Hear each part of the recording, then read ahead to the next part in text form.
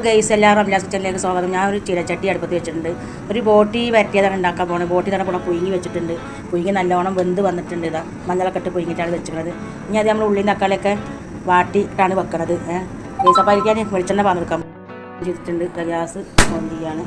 പിന്നെ ഇതാ അരിക്കാൻ കുറച്ച് വെളിച്ചെണ്ണ നമ്മൾ വെളിച്ചെണ്ണ ഒഴിച്ചെടുക്കുന്നുണ്ട്. കുറച്ച് വെളിച്ചെണ്ണ ഒഴിച്ചെടുത്തിട്ടുണ്ട്. കുറച്ച് വെളിച്ചെണ്ണ ഒഴിച്ചിട്ടുണ്ട്. അരിക്കും ഞാൻ ഗ്യാസ് ഉലുവ കൊടുക്കുകയാണ്.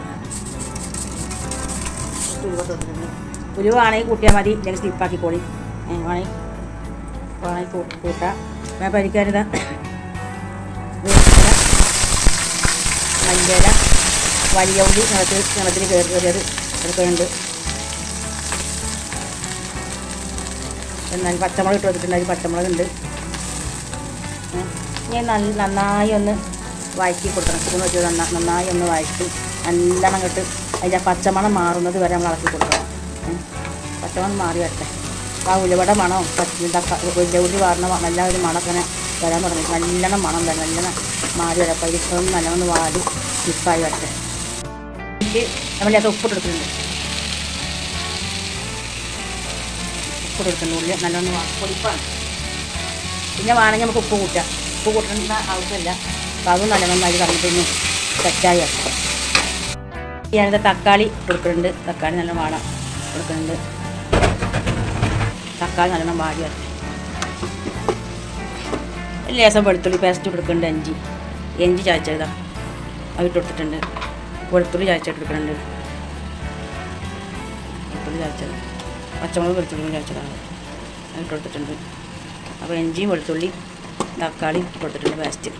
അപ്പോൾ അത് നല്ലോണം ഒന്ന് വാടിയ ഉള്ളിൽ കിടന്ന് അതിൻ്റെ പച്ചമുളക് കൂടി മാറി വരട്ടെ. ഇതാ ഗരം മസാല പൊടി കൊടുത്തിട്ടുണ്ട്.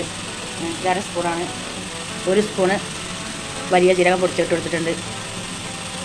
അതിൽ 1/4 സ്പൂണ് കുരുമുളകിൻ്റെ പൊടി കൊടുത്തിട്ടുണ്ട്. പിന്നെ 1 സ്പൂണ് ബീഫ് മസാലപ്പൊടി കൊടുത്തിട്ടുണ്ട്. അപ്പോൾ നല്ലോണം അതൊന്ന് ആ മല്ലിയിൽ ഇങ്ങനെ കടന്ന് ഇങ്ങനെ സെറ്റാണ്. പിന്നെ അതിലേക്ക് ഞാൻ കൊടുക്കുന്നത് ഇതൊരു 1/2 സ്പൂണ് മുളക് പൊടി. എരിയുണ്ട്. അപ്പോൾ അതാണ് 1/2 സ്പൂൺ കൊടുക്കുന്നത്. ഈ കുരുമുളക് കൂട്ടണമല്ലേ. ഇതാ 2 സ്പൂണ് മല്ലിപ്പൊടി കൊടുത്തിട്ടുണ്ട്. അതും കൂടി ഒന്ന് സെറ്റാക്കി കൊടുക്കണം.